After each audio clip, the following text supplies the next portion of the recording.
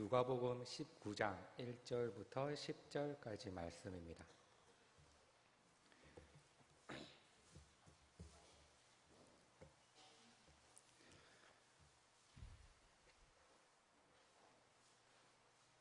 교독하시겠습니다. 예수께서 여리고로 들어가 지나가시더라.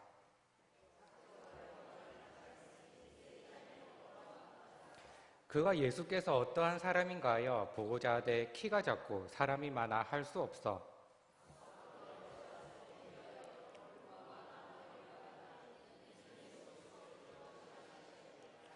예수께서 그곳에 이르사 쳐다보시고 이르시되 삭개오야 속히 내려오라 내가 오늘 내 집에 유하여야 하겠다 하시니 무 사람이 보고 수군거려 이르되 저가 죄인의 집에 유하러 들어갔도다 하더라.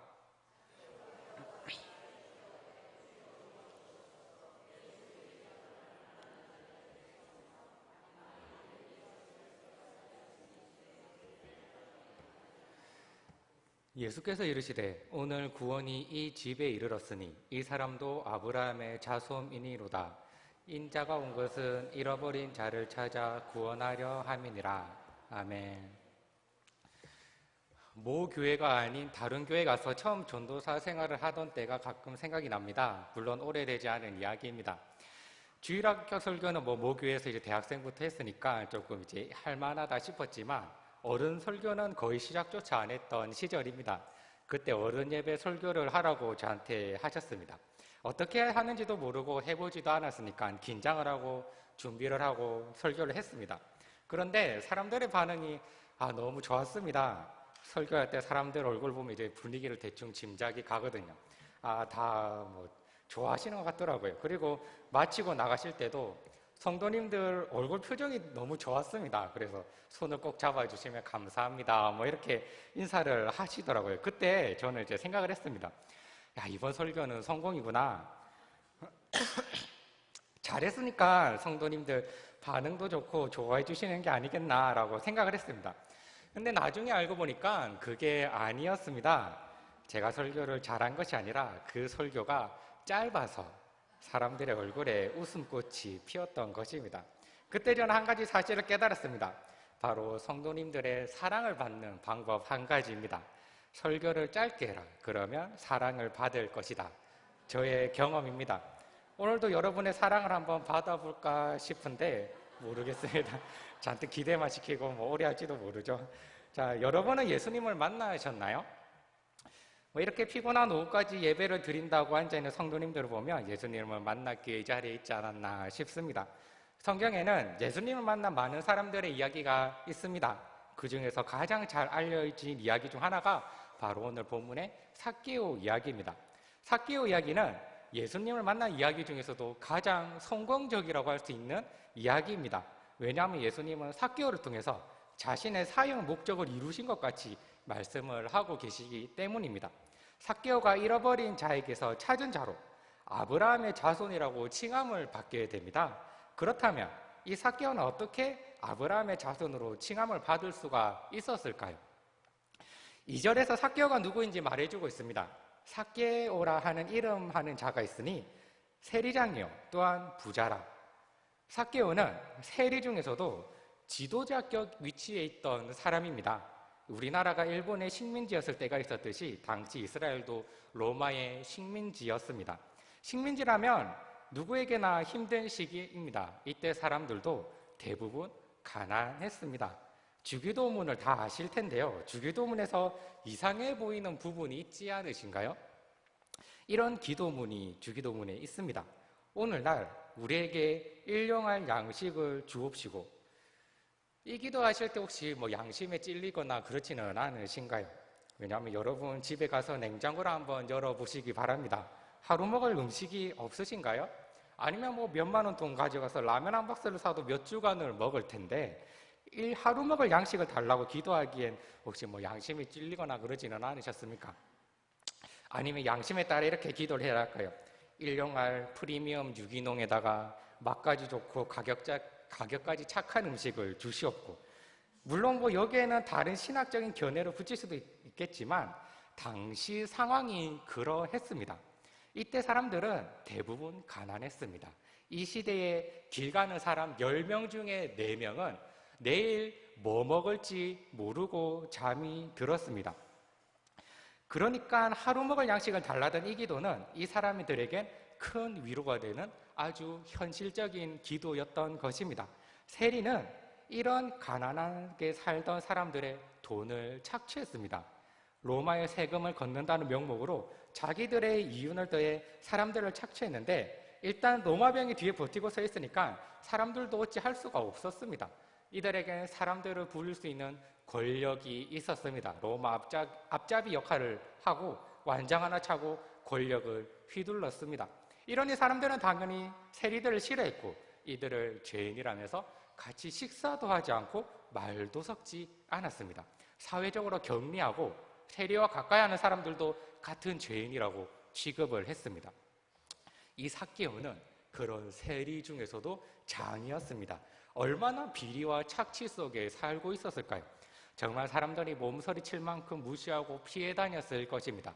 세리장이었던 삭개오는 죄인이었습니다. 그리고 삭개오는 부자라고 소개하고 있습니다. 하나님의 복을 받는 것과 돈을 많이 버는 것과 관계가 있습니까? 이 문제는 어려운 문제입니다. 그 관계가 있다고 보기에도 애매할 수도 있고 없다고 보기에도 애매할 수 있기 때문입니다. 하지만 이 본문에서는 확실하게 부자에 관해서 부정적인 시각을 드러내고 있습니다.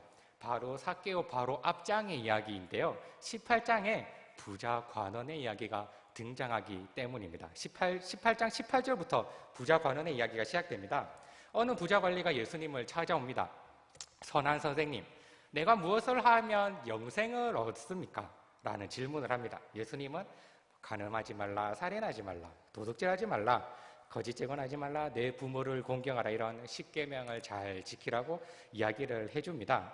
그러자 부자 관원은 어렸을 때부터 다 지켰다고 이야기를 합니다. 이 말은 어느 정도 사실인 것 같습니다. 예수님은 이를 인정하는 분위기가 이어지기 때문입니다. 그러자 예수님은 부자 관원에게 한 가지를 더 하라고 말씀을 하십니다. 바로 재산을 팔아 가난한 자들에게 나누어 주라는 말씀이었습니다. 이 부자 관원이 그냥 부자였으면 모르는데 큰 부자여서 이 말씀을 듣고 근심을 하기 시작합니다. 그리고 결국 예수님 말씀을 따르지 못하고 예수님을 떠나게 됩니다. 이때 예수님께서 하시는 말씀이 25절인데 우리가 잘 아는 말씀입니다. 낙타가 바늘기로 들어가는 것이 부자가 하나님 나라에 들어가는 것보다 쉬우니라. 이 말은 결코 부자를 좋게 보는 것이 아니라 오히려 저주에 가까운 말씀이죠. 돈 많으면 천국 못 간다. 이 말과 별반 차이가 없어 보입니다. 다시 한번 질문을 해보겠습니까? 돈은 복입니까? 우리 욕심일까요? 어떤 분이 이렇게 설명하는 것을 들었습니다. 돈은 복이 아니라 은사에 가깝다고 하시는 말씀이었습니다. 이 말은 참 일리가 있다고 생각을 합니다. 우리는 많은 부분에서 돈은 복이라고 표현을 하지만 사실 은사에 가까운 것 같습니다. 우리의 돈은 우리가 많은 부분에서 돈을 복이라고 표현하지만 우리의 돈은 우리의 욕심을 챙기는 것이 아니라 남을 도우라고 주시는 하나님의 복입니다. 이런 의미에서 돈은 복이 될 수도 있고 복이라고 표현을 합니다. 하지만 이것은 은사하고 또 재능일 것입니다. 그런데 이 삭개오에게는 확실히 돈이 저주였습니다. 왜냐하면 부자여서 하나님 나라에서 멀어진 사람이기 때문입니다. 누가는 삭개오를 이렇게 말하고 있습니다. 세리장이요 또한 부자라. 이 말은 곧 천국과 전혀 상관이 없는 사람, 죄인 중에 죄인이라는 말과 같은 뜻입니다. 이 삭개오가 예수님의 소식을 들었습니다. 위대한 선지자, 우리의 왕이 될 만한 사람, 기적과 능력을 행하는 사람, 어쩌면 메시아일지도 모른다. 그런 예수님이 죄인과 세리의 친구다라는 소문까지 듣게 됩니다. 이런 소문을 들은 삭개오는 예수님이 과연 어떤 사람이길래 이런 소문이 났는지 궁금했을 것입니다. 그리고 예수님이 여리고를 지난다는 소식도 듣습니다. 어떤 기대를 가졌는지 모르겠지만 삭개오는 자신이 할 수 있는 최선의 방법, 나무에 올라갑니다. 예수님이 그 나무에 이르자 삭개오에게 말씀하십니다. 속히 내려오라. 오늘 내가 너 집에 머물러야 하겠다. 그리고 삭개오는 예수님을 즐거워하며 영접합니다. 사람들이 이 장면을 보고 수군거립니다. 어떻게 저런 악독한 죄인의 집에 가실까? 그럴 때 삭개오가 말합니다. 내 소유의 절반을 가난한 자들에게 주겠사오며 만일 누구의 것을 속여 빼앗는 일이 있다면 내 갑절이나 갚겠나이다. 이 고백을 하자 예수님은 오늘 구원이 이 집에 이르렀으니 이 사람도 아브라함의 자손임이로다. 인자가 온 것은 잃어버린 자를 찾아 구원하려 함이니라고 말씀하시곤 이 삭개오의 이야기가 끝이 납니다. 이 삭개오의 이야기는 너무나 잘 아실 텐데요. 18장에 등장했던 부자 관원과 함께 생각을 해보시기 바랍니다. 누가 봐도 부자 관원이 구원받을 만한 사람이었습니다. 그는 성경이 지키라 하던 십계명을 어렸을 때부터 잘 지켰습니다. 그래서 그는 남을 속여서 돈을 갈취하지 않았고 정당하게 돈을 많이 벌었을 것입니다.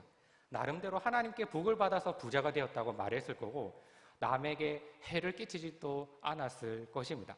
남들이 부러워할 만한 관원의 자리에 앉아 있었고 영생에도 관심이 많아서 예수님께 직접 찾아와서 예수님을 선한 선생이라 존경하며 그 답을 찾으려고 노력했던 사람입니다. 누가 봐도 삭개오는 구원받지 못할 사람이었습니다. 민족을 배신한 세리의 자리에 있으면서 옳지 못한 권력을 휘두르며 온갖 비리와 착취를 일삼고 경건 생활과는 담상 더러운 부자였습니다. 그런데 구원을 받은 사람은 삭개오였습니다. 무엇이 문제일까요? 왜 부자 관원은 예수님을 떠났고 삭개오는 구원에 이르렀을까요? 그것은 바로 변화입니다. 신사적인 그 부자에게도 예수님은 자신을 따르라고 말합니다. 하지만 이 부자는 자신이 가진 것을 그대로 가진 채 근심만 할 뿐 버리지 못합니다. 그는 변화되지 않은 것입니다. 그런데 삭개오는 예수님이 따르라고 하지도 않았는데 그는 자신의 소유 절반을 나누고 더 이상 부당하게 갈취하지 않겠다고 말을 합니다. 그는 변화된 것입니다. 이 변화가 삭개오와 부자 관원이 다르다고 말할 수 있는 이유가 됩니다. 삭개오가 구원을 받았다고 말을 들을 때는 삭개오가 예수님을 보기 위해 나무에 올라갔을 때가 아닙니다. 예수님이 삭개오 집에 유하여야겠다고 말할 때도 아니고 만약 같이 식사를 했다 하더라도 식사할 때도 아닙니다. 삭개오가 변화되어 재산을 나누겠다고 고백을 했을 때 그때 삭개오는 아브라함의 자손이라 칭함을 받습니다. 우리는 변화되어야 합니다. 이것을 거듭남이라고 부를 수도 있고 참 회개라고도 부를 수도 있을 것입니다. 어쨌든 우리는 꼭 변화되어야만 합니다. 변화되기 전 삭개오가 했듯이 돈이나 권력을 쫓아 사는 세상의 가치관에 머물면 안 됩니다. 세상의 가치관에 있으면서 예수님을 따르는 사람이 되지 못합니다. 세상의 가치관이 있으면서도 예수님을 따르는 사람, 그런 사람은 있을 수가 없습니다.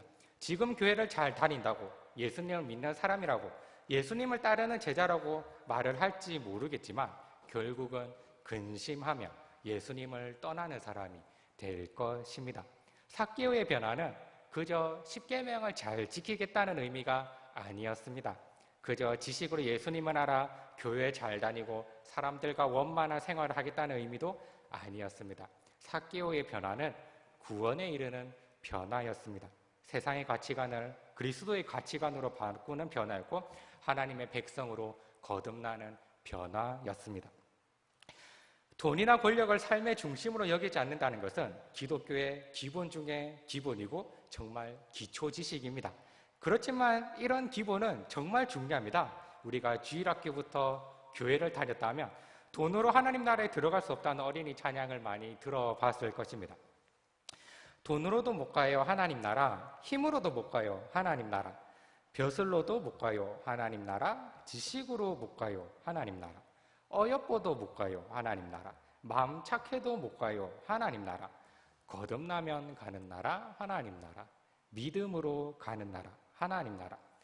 어릴 때를 생각하면 이 가사의 내용은 정말 당연한 것이라고 정말 기본이라 생각하면서 불렀던 것 같습니다. 지금도 이 찬양을 들으면 별 다른 생각하지 않고 그저 당연한 것이라고 여기기도 합니다. 하지만 어느샌가 우리는 돈을 쫓고 있고 알아차리지 못할 때 힘을 쫓고 있는 모습을 깨닫지는 않으신가요? 돈이 무엇이길래 우리의 관계를 깨트려 놓고 서로 섭섭하다고 서운한 모습을 하는지, 누가 더 권력이 있는지, 누가 더 중요한 사람인지, 누가 더 우위에 있는 사람인지, 그런 권력이 무엇이길래 사람들끼리 배신하게 만들고 뒤에서 수근수근거리고 조롱하고 우리의 등을 서로 돌리게 만드는지, 우리는 그런 것이 중요한 것이 아니라고 생각을 하면서도 어느샌가 이런 것들을 쫓고 있습니다. 지금 세상은 예수님을 모르는 사람은 없지만 예수님을 만나 변화된 사람은 많지 않아 보이기도 합니다. 우리는 예수님이 부르셔서 이 자리에 왔고 우리는 예수님을 즐거워하는 사람이고 또 예수님을 만날 사람들입니다. 그렇다면 변화된 삶을 살아갑시다. 이전에 있던 가치관, 돈을 쫓는 습관이든지 힘을 쫓던 습관이든지 그러한 힘을 쟁취하기 위해 사용했던 나쁜 언어 생활이든지 이러한 세상의 가치관에서 거듭나 예수님을 사랑하고 예수님을 닮아가고 하나님의 백성으로 사는 그리스도인의 가치관으로 살아갑시다. 사랑하는 성도 여러분, 여러분은 예수님을 만나셨습니까? 이 질문을 조금 더 명확하게 해보죠. 여러분은 예수님을 만나 변화되셨습니까? 물론 이 변화의 절대적인 기준치를 될 수 없습니다. 너는 이 정도 착하니까, 너는 이 정도 착해졌으니까, 이 정도 변화되었으니까 구원을 받았다라고 말할 수 있는 사람은 아무도 없습니다. 그래도 적어도 우리가 돈이나 권력, 우위 서열을 정하는 힘에 기대하는 가치관에서 하나님의 은혜에 감사하며 서로를 높이는 겸손을 보이고 또 그런 일들에 힘을 쓰며 하나님 말씀에 조금이라도 더 순종하려고 고민하고 애쓰는 변화가 있어야 하지 않을까요? 삭개오는 잃어버린 자였습니다. 하지만 예수님을 만나 찾은 자가 되었습니다. 그리고 예수님은 이를 위해 오셨다고 말하고 있습니다. 이때 예수님은 얼마나 즐거워하셨을까 생각을 해봅니다. 자신이 이 땅에 온 이유를 지금 삭개오에게서 찾으신 것입니다. 부자관원이 질문했던 영생은 어떻게 얻습니까? 라는 것을 바로 이 세리장이요 부자였던 삭개오가 지금 답을 해주고 있습니다. 우리도 우리를 부르시는 이 예수님을 만나 거듭납시다. 그 구원에 동참하며 그리스도의 모습까지 변화를 이루는 우리 모든 은광교회 성도가 되시기를 주님의 이름으로 축복합니다. 기도하겠습니다. 오늘도 살아계셔서 우리와 함께 하시는 하나님 아버지, 이렇게 좋은 날 하나님의 날에 우리를 부르시고 우리와 함께 하시니 참으로 감사드립니다. 우리가 연약할 때마다 힘을 되어 주시니 또 감사드립니다. 우리가 어려울 때마다 도움을 주셔서 감사드립니다. 하나님께 찬양을 들을 입술과 손을 주심에 감사드립니다. 말씀을 받을 영과 육신을 주셔서 감사드립니다. 우리를 택하시고 이 은광교회에서 함께 예배 드리게 하심에 감사드립니다. 누군가를 위해 일하고 또 소출로 하나님께 드릴 수 있음에 감사드립니다. 우리는 하나님 때문에 참으로 행복하고 즐겁습니다. 집으로 돌아가는 시간에도 하나님 함께 하시고 복되게 하옵소서. 내일도 살아갈 힘과 소망을 주옵소서. 더 나은 본향을 찾아가는 길에서 헤매지 않고 오직 믿음으로 살아가는 우리들이 되게 하옵소서. 주님, 우리 손 꼭 붙잡아 주시고 말씀 따라 한 걸음 한 걸음 걸어가게 인도하여 주시옵소서. 예수님 이름으로 기도드립니다. 아멘.